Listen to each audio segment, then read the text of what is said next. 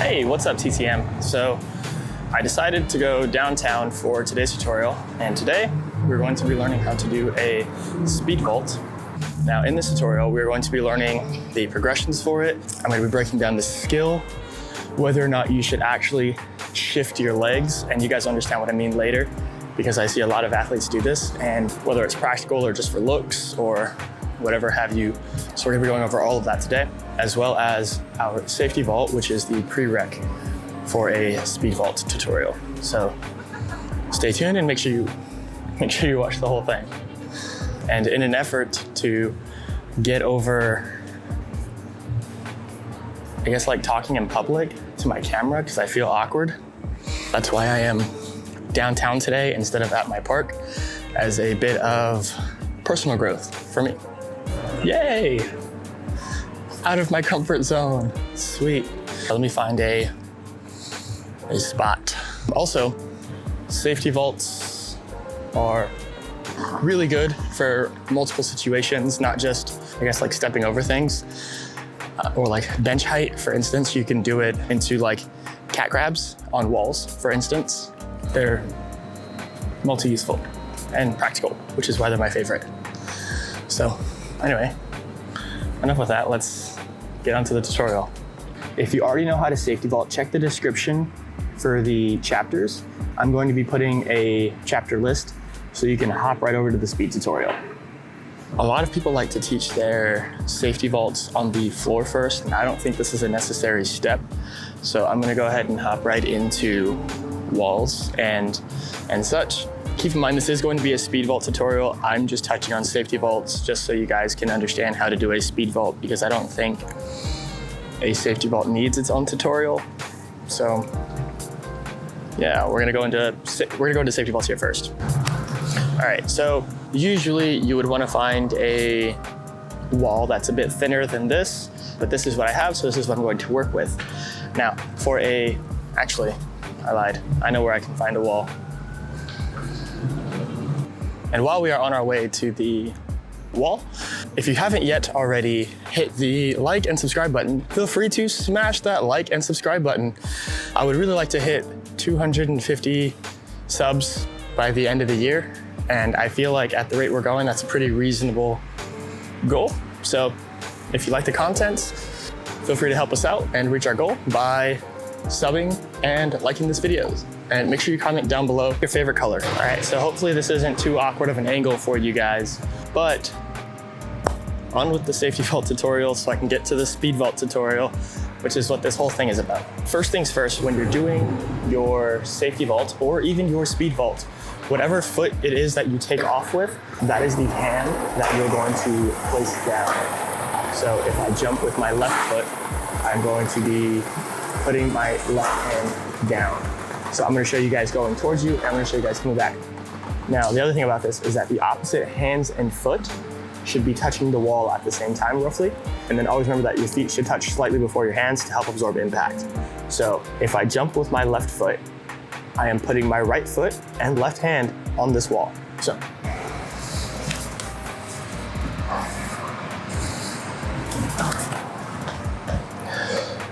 So I know I said that you should touch with your feet first, and you probably just looked at me doing my hand first.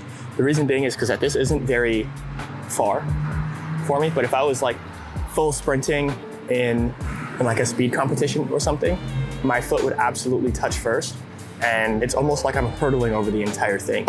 So really quick, just to touch this last thing on the safety vault tutorial, this 5 minutes that it's gonna take for me to explain all of it, is to make sure that you step all the way through and do not land with both feet. So I don't want to see any like both feet landing, because a safety vault transferring into your speed vault, you want to maintain as much momentum as possible, and landing with one foot is going to help you transfer and keep running.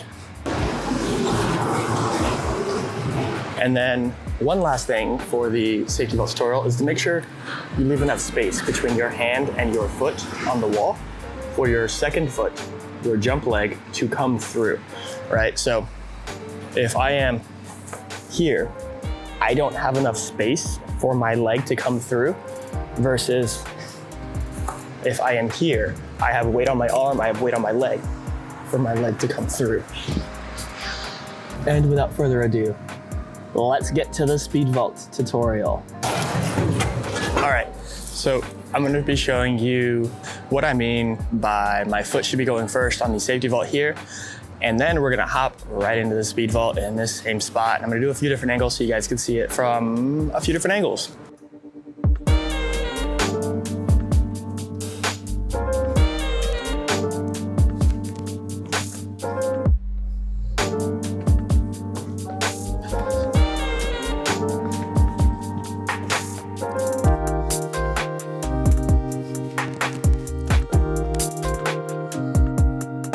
Hand placement for your safety vault and for your speed vault should go fingers facing in whichever direction it is that you are running and that you are traveling, right? So if I'm traveling that way, I do not want to face my hand this way. I'm going to put it here. I'm going to grip my fingers and push all the way through for my speed vault and my safety vault. We don't want to turn it backwards. You're going to stop your momentum. You're going to slow it down.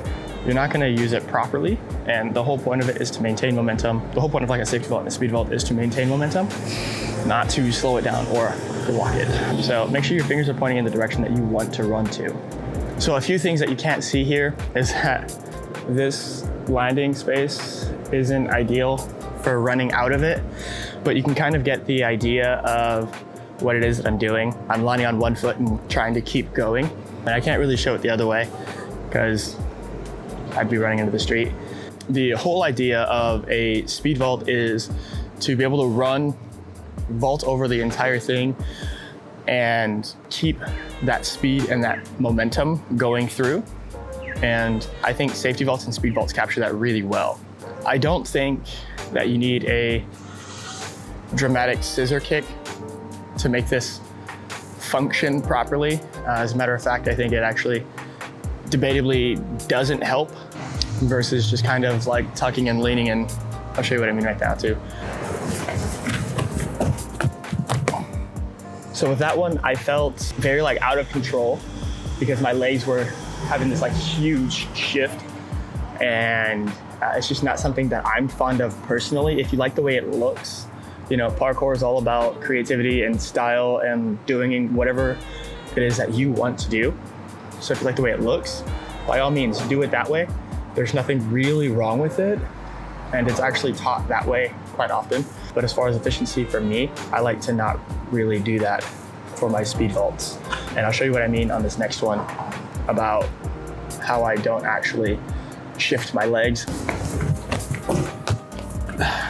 Hopefully you guys can see the difference between the two. On one of them, I'm really just kind of jumping and pulling my knee up and leaning and tapping through.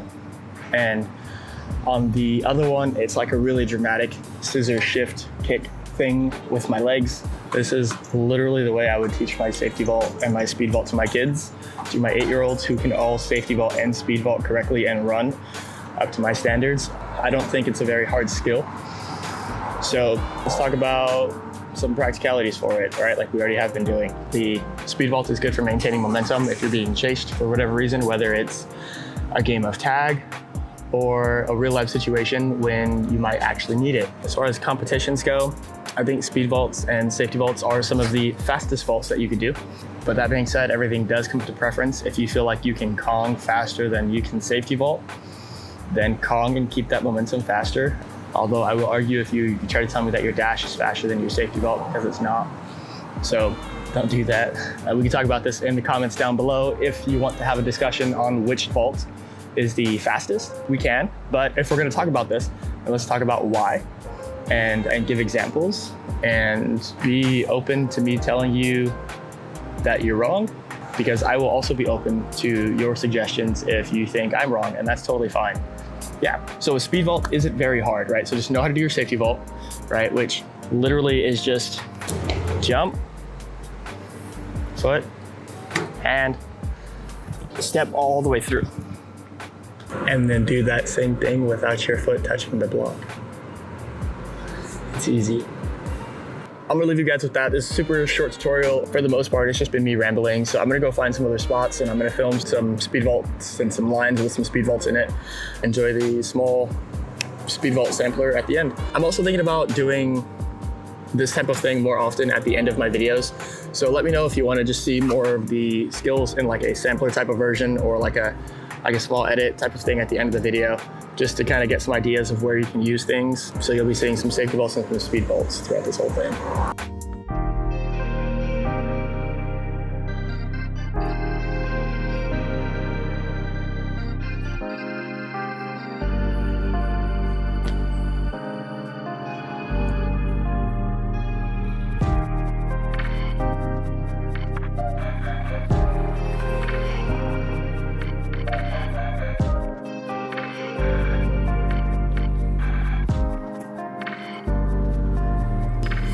Alrighty guys, I was gonna get more footage for you guys, but my camera's about to die.